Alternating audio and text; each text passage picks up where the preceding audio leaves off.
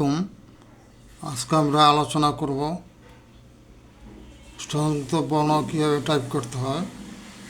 সংযুক্ত বর্ণ টাইপ করার জন্য অব্র কিবোর্ড আগে ইনস্টল করে নিতে হবে।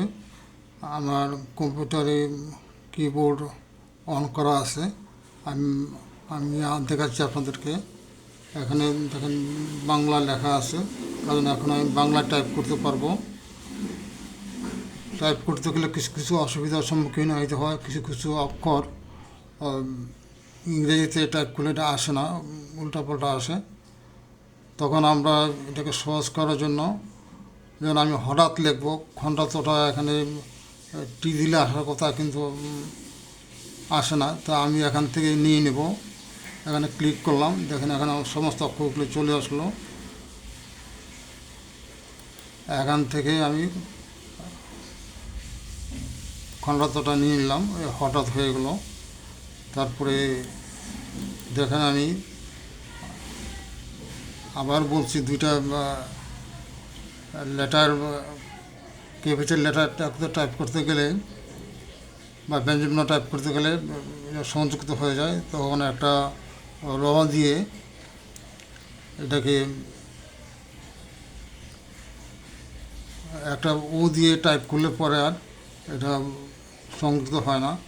যেন আমি আপনাকে দেখাচ্ছি, গরম গরম জি টাইপ করলাম, তারপরে র দিলে আর দিলাম, কিন্তু আর দিলে রফলা হয়ে গেলো, কাজে এটা কেটে দিয়ে আমি একটা ও দিলাম। ও দিয়ে এরপরে আর দিলাম।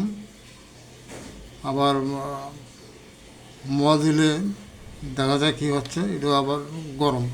এইভাবে গরম হলো, এভাবে করতে হবে। আর আরেকটা হলো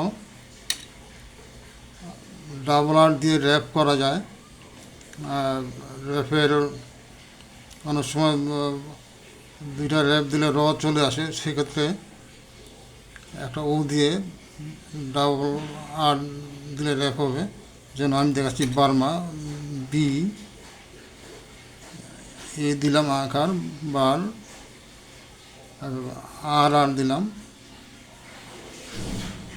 ম দিলাম, দেখেন এখানে আকার দিলাম, বার্মা হয়ে গেল। এভাবে র্যাপের কাজ করা যায়। তারপরে অনুস্বারের জন্য র দিতে হয়। অনুস্বারের জন্য এনজি যাতে করা যায়। আমি রং লিখি,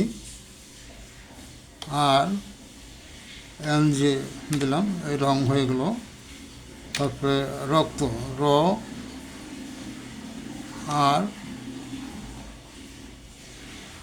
ক হলো কে, আর ত হইল টি, রক্ত। পাক্কা দিলাম, পাক্কা করি, কি ক ক আঁকা, পাক্কা। অঙ্ক লিখি, অঙ্ক দেখাচ্ছি আবার আপনাদেরকে। অ হইল ও, এনজি হলো অনুস্বার, কে হলো ক, অঙ্ক। তো এইভাবে আমরা টাইপ করতে পারি। আর একটা জিনিস বলে রাখি আপনাদেরকে, ব ফলার জন্য ছোটো হাতের ডাব্লিউ দিতে হয়। যেমন বিশ্ব আমরা লিখতেছি, বি আই বি, তালিবাস হলো এস এইচ, বিশ, ডাব্লিউ দিলাম, বিশ্ব হয়ে গেল। এইভাবে আমরা